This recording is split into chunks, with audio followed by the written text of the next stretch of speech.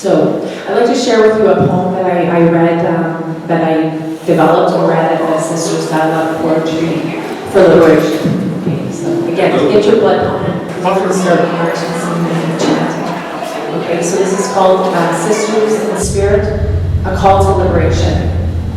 In the cradle of our Mother Earth, where our ancestors wept, we rise, daughters of the land, still scarred but unbroken.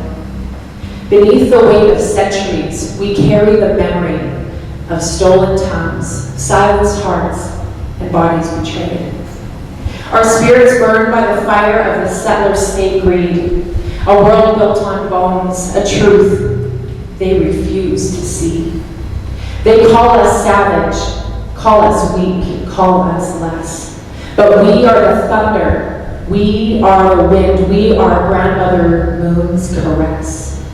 They take our sisters, their voices hushed by hands of steel, as the world turns its back, pretending it doesn't feel. But every wound they carve into our flesh is a story of stolen sisters, stolen daughters of erased glory. 1,000 rivers of blood have flowed in silence, yet still we stand defiant in our resistance. From the shadow of the privileged and favored one's gaze, we emerge with fury in our eyes and truth in our words. They try to erase us with their borders, their wars, and their lies, but we are rooted in the earth, in the stars, and in the skies. Through the ongoing genocide, they tried to bury us, our children, our lives, our faith, our culture will not be carried away. We are the mothers, the warriors, the Wikichitawak, the dreamers of the night. We carry our histories in each breath and each fight. For every sister lost to the hands of the settler state, we will rise, we will roar, and we will liberate. No more silence, no more chains, no more cries. We will reclaim the sky, the earth, and the skies. Our land, our body, our soul is not for sale. We are the ones who will prevail. We are the ones who will prevail. In the face of femicide, we will find our voice. We are the storm, the rebellion, the choice. Women and girls strong and unbowed. We stand with the earth, unbroken and proud.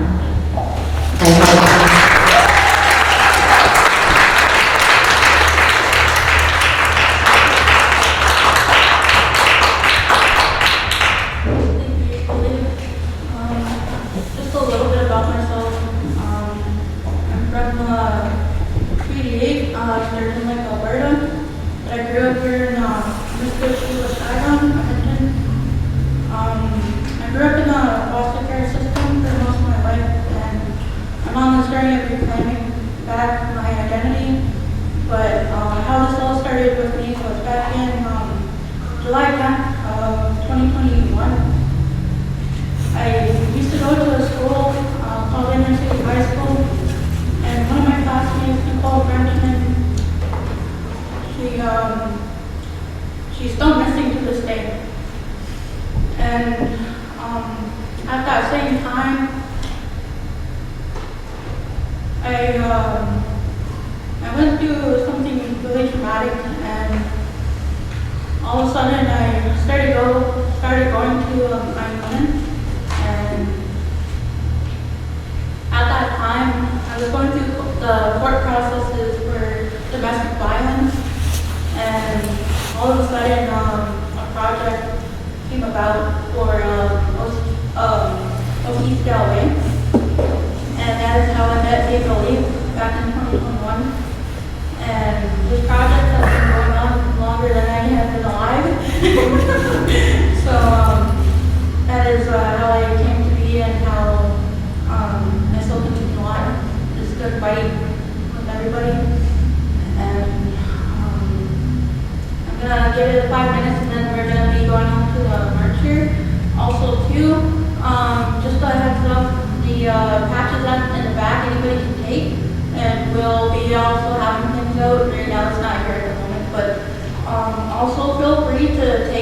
the posters when we're going on our march here.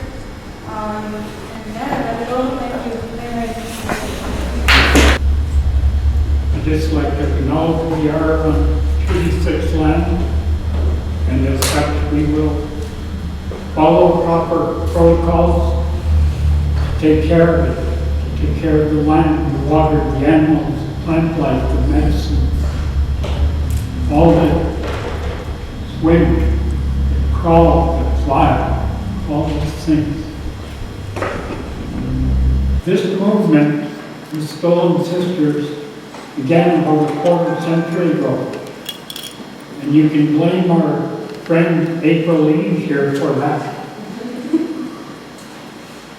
But she's done a tremendous job stepping in and out of the picture at times, sometimes having other people fill in for her, but she's always been there in spirit. And she's definitely, for our local movement of missing and murdered, one of our icons. So don't forget her in your prayers, in your son's here. The heart's always in the right place.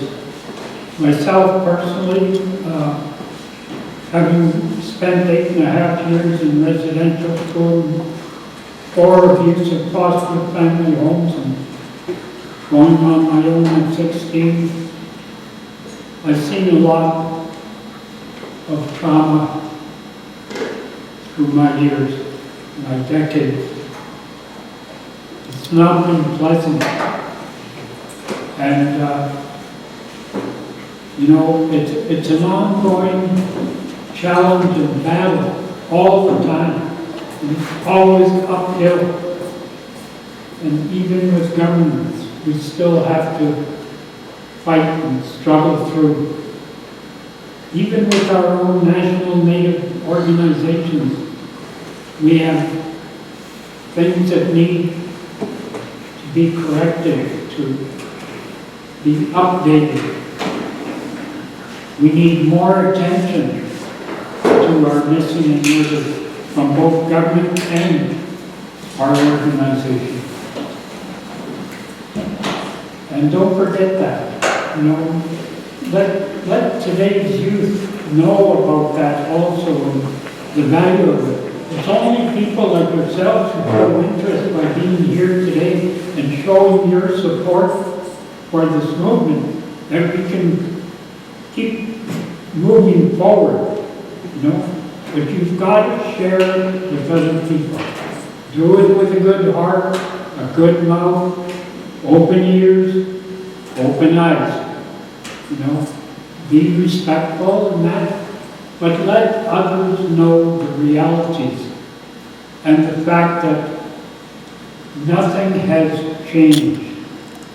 Our people, male and female alike, continue to go missing, continue to be abused, violated, and murdered. That has not stopped. I went to the Picton trials in Vancouver. Wasn't so pleasant. It was actually kind of tough to take. But there's things we have to bear. There's crosses we all have to bear. And, you know, I just ask for understanding and acceptance for the way things are, but also for the need and the desire to go on and to be progressive in a positive way, in a constructive way, the way Creator would have us walk that road. Okay? That red road is so very important. But for all of you who are here today, I'd like to thank you on behalf of the organizing body for your dedication to this.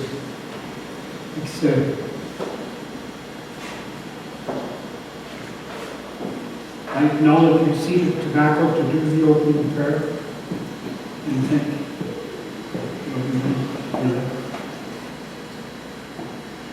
We thank you, Creator, for giving us all another day of life, for helping us to find comfort and healing on this difficult journey that so many of us and our friends and relations also must travel.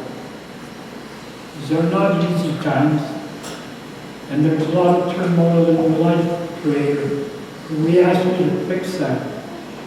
And at the same time, all over the world, not just here, all over the world, we know that these kind of abuses and violations are going on with our people.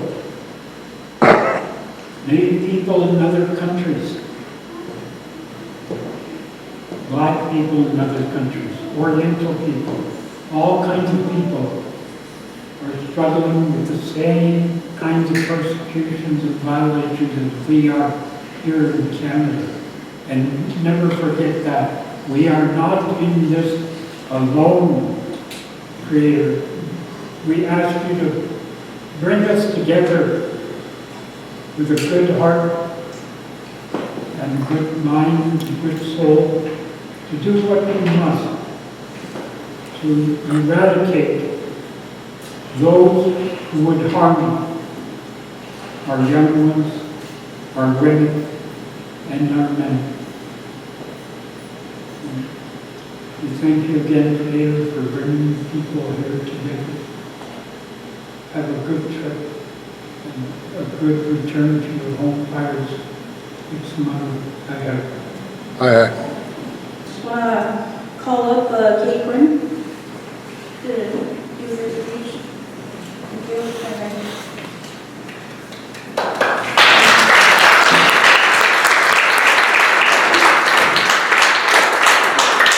Good evening, everyone. I want to thank Terry for his prayer and for always being there. You can count on Terry Lusty to be at every march, every memorial. I had the great honor to be part of that 2006 first memorial that Danielle organized. And she mentioned Kathy King, the mother of Claire King. So Kathy just sent me a note. She can't be here tonight, but she's with us in spirit. And Kathy's been a great activist in the community. Her daughter's murder is still unsolved. 1997, she has lived with that terrible loss and not knowing. And when April Eve asked me to say a few words, I thought, I want to say we're doing something really important tonight. And each time that we gather, whether it's February 14th or May the 5th or June the 4th, or in October for the walk, we're walking. And when we walk, one leg is remembering all those we've lost and all those who are still struggling. And the other leg is saying, no more. And we will not be silent. We will not forget. So walking in itself is an act of resistance and an act of hope, and it keeps us going. And so even if there's only two of us walking, that is enough to always remember and to keep going forward. So thank you all for coming tonight. As you heard from Nick's reading, Danielle was moved by what had happened to her friends in Edmonton. And then Nick now has taken up that torch. Every good thing that comes out of this, it invites us to act with our heart and with our bodies and our minds and to keep walking. Thank you. Where did you park? I'm not driving. You don't drive. Oh, really? Sure. So we'll get them warmed up here, and then we go around this way to the right. Yeah. Yeah. So come catch them right on that. We'll have to follow that. Okay. So we'll let them all.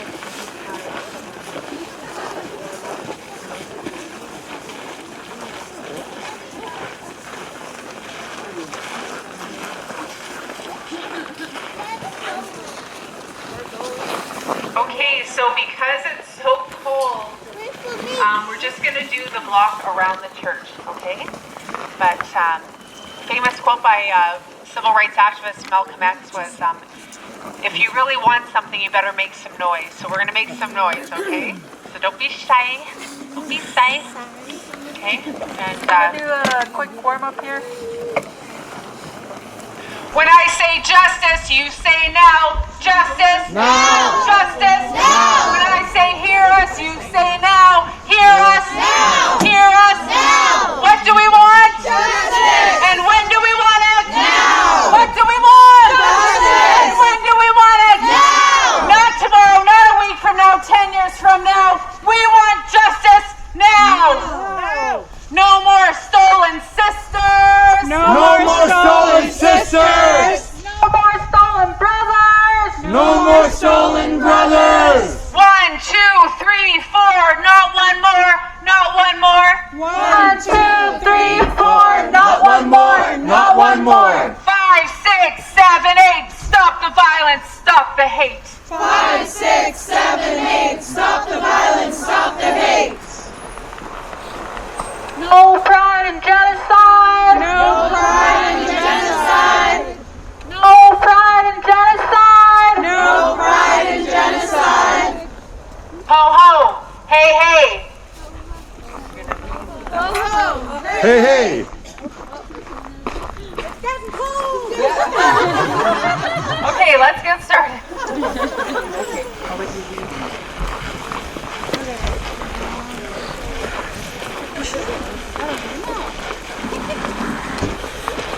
Get up! Get down! There's a people's movement in this town! Get up! Get down! There's a people's movement in this town! What do we want?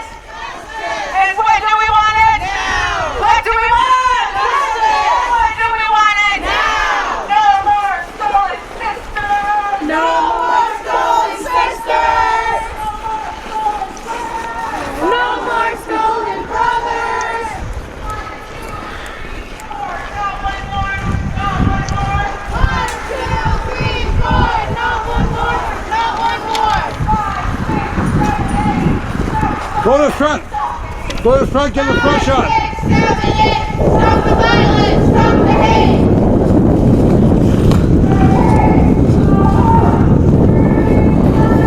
Hey! Ho ho! Discrimination has got to go! Hey, hey.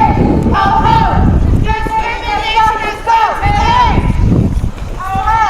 Discrimination has got to go! Get up! Get down! There's a people's movement in this town! Get up!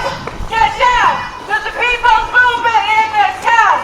What do we want? Justice! And when do we want it? Now! What do we want? Justice! And when do we want it? Now! No more stolen sisters! No more stolen sisters! No more stolen brothers! No more stolen brothers! No pride in genocide!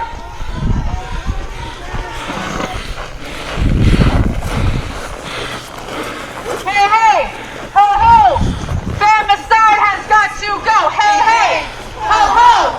Femicide has got to go! Get up! Get down! There's a people's movement in this town! Get up. Get down. There's a people's movement in this town. No more stolen sisters. No more stolen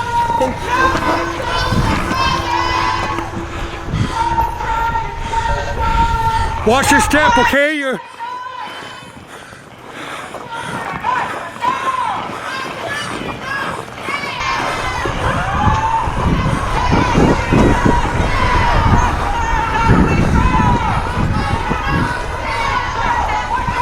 Sorry, ladies.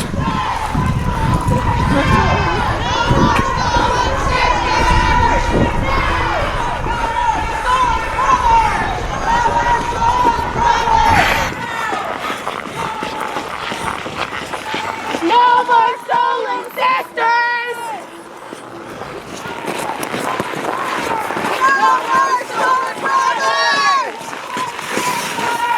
No more genocide.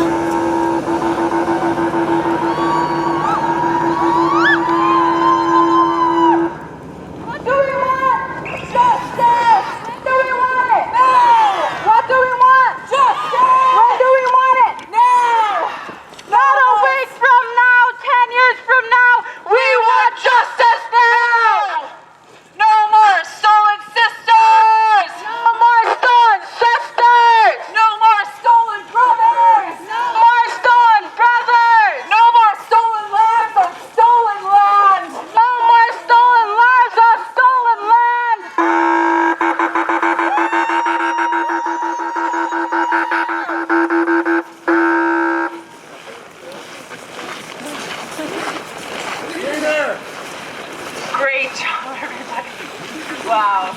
Bunch of warriors here.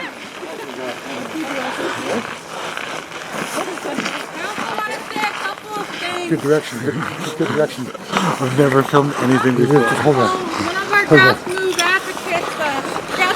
advocates have lost their grandson due to violence. And today, they just laid him to rest.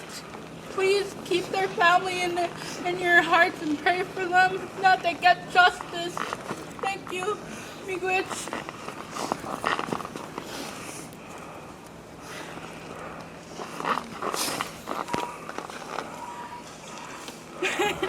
What to say?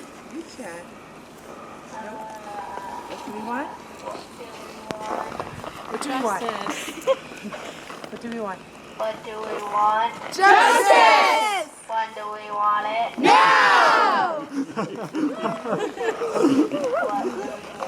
Justice! When do we want it? Now!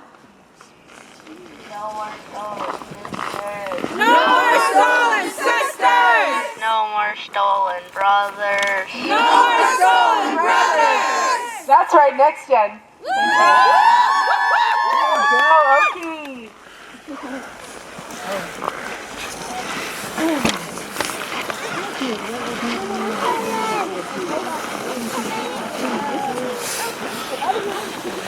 You okay?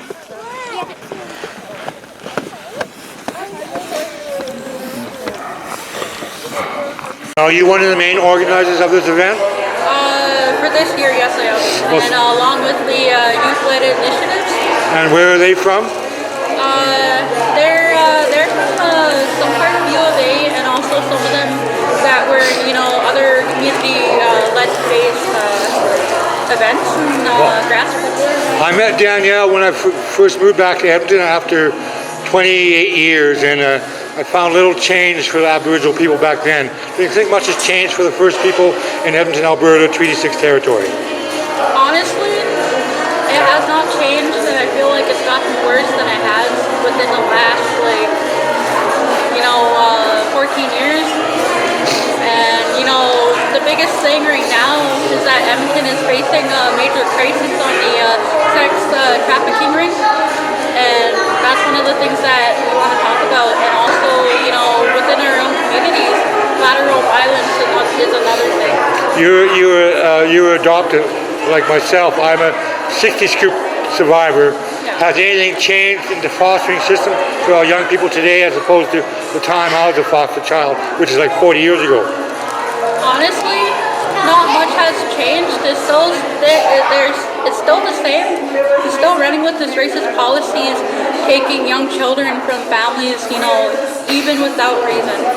And they're still going based upon, their status, what they have and what they don't have, and also, they don't have the proper supports like they should have, What advice do you have for young people that are trying to complete school, primary school, elementary school, when there's so much systemic racism in the system?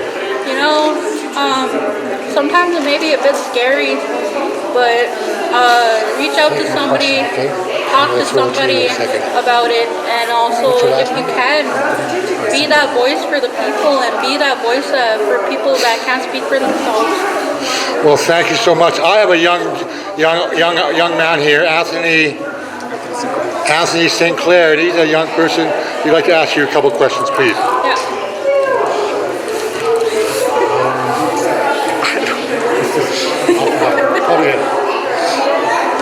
What changes do you think are necessary to see meaningful impact? I think really it's just working with the family first and having that support system, and really, listening to the facts rather than going through what is said on the media and stuff like that. But also too, letting community-led initiatives to really take it in their hands as well to help out. What do you think the media misses out on when they if they ever show up to anything like this? They miss out on hard-based facts, first of all, and secondly, they really miss out on on community-based health. And even if they do show up, there's always going to be something that's going to be, totally off-putting. Do you think the media misses out on the emotion and the heart and the spirit of initiatives like this? Yeah, that's for sure. Do you feel like they kind of just report cold hard facts and they leave out everything that movements like this really stand for? Yeah. Do you have any other closing remarks or statements? To keep in mind that we also have people here too who are gender diverse, to always include them in the conversation, whether they be trans, two-spirited, etc., and to also keep our men and boys in the conversations, as well as everybody knows the history of how it all started with the Starlight Tours and CFS, and how now they're being brutalized by RCMP and Edmonton Police Services and stuff like that. And it's very important to have these conversations. Thank you so much for your time. Awesome, thank you. What advice do you have for young people today regarding the issues that affect the First People in today's society? Thank you. I'm still, my heart is so full. To see so many of our youth out here tonight, our next generation, it's so inspiring for someone like myself that have been advocating as a family member and survivor of violence for almost 2 decades. It gets tiring. You go through moments of feeling like giving up, but we know, like the elders tell us, Agamema, don't give up, right? But you don't have to carry the load on your own, and I really encourage these young people, these young bloods, these up-and-comers that are stepping into these advocacy roles, allowing people like myself and others in the community to mentor them. We were once mentees as well, and now we're kind of going into that new phase of our lives where we're now mentoring and passing down the torch. And I think the biggest advice I could give is take care of yourself, because you can't pour from an empty cup. And burnout is real, and burnout can actually kill you. You have to be able to find balance with your advocacy, your family life, your community life. I know for myself and other advocates, we work full-time, so we do our advocacy on our personal time. And because we're family members, we have a deep personal connection to the human rights crisis, femicide and missing and murdered and exploited Indigenous people. So you really have to not lose sight of finding joy, even just everyday little glimmers of joy and gratitude in your life, because it can really take its toll, even though we're struggling with our own PTSD, complex PTSD, and all of these other mental health things that we've been affected by because of our trauma and our intergenerational trauma. We also have to think about the trauma that you pick up by being in spaces like this where people are sharing their truths, and that vicarious trauma is real. And you just have to really, find a way, whether it's through ceremony or exercise, movement is medicine, through the arts. Just find joy in your life. Don't just stay in the darkest of places. Like, there is hope, and the youth give us hope, and we love you. We love our youth. And what do you do? Are you an artist, or what? Can you share a bit about yourself and how your work has contributed to society as a whole? Yeah. So I don't do this for a living. I do my advocacy in my personal time. I work for Indigenous Services Canada. I have a marketing and communications background. I currently work in Indian registration, so if you need to get your treaty card renewed or need to do your Indian registration, come see me in Canada Place with my colleagues. And that kind of keeps me balanced, because I think if I did my advocacy full time, it would be too much. So I find a way I can balance that. But I consider myself a grassroots advocate, survivor leader. And in the past, probably 5 years since I've come out public with my truth about being sexually exploited for the purposes of human trafficking, I found that to be very meaningful. And I'm traveling, I'm being asked to be a speaker in different parts of the country and in the United States. Our movement is going global, a movement of survivor leaders like myself. So it's been an incredible I'm so blessed and privileged. Thank you. Do you have any closing words for the people that don't come to these marches, for the Euro-Canadians, if I could say that, in a diplomatic way, where they see all these issues with Aboriginal people and don't understand the relationship with treaties, with the fostering system and all that? Any closing words on that? Definitely. So we have the Truth and Reconciliations 94 calls to action. We have the national inquiries, 231 calls for justice. Even as advocates, even as family members, those documents can be very intimidating and daunting to read. I would encourage the average Canadian to pick two, start with two, and put into action those calls for justice, those calls for action. Something that fits into your life. You don't have to lead marches. You can show up. You can just show up even virtually. You can share a news article with a loved one, a relative at your church. This issue affects all of us, Indigenous and beyond. Hi, thank you so much.